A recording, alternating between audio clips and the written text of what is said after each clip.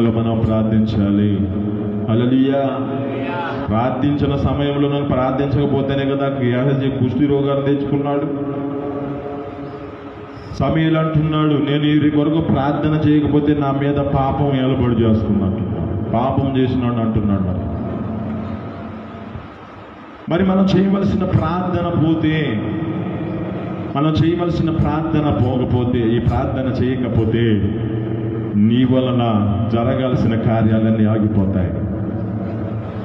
కనుక నీవు ఆ దేవుని సన్నిధిలోనికి వచ్చిన నీ జీవితంలో ఆ రోదన ధ్వని, ఆ కన్నీటి ప్రార్థన, ఈ ప్రార్థన వలనే ప్రతిదీ జయం, మన జీవితాలలో ఇదే విజయం.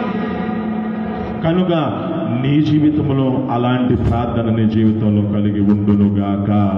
ఆమేన్. ఈ మాటలు మీ వినికిడిలో దీవించి ఫలించునుగాక.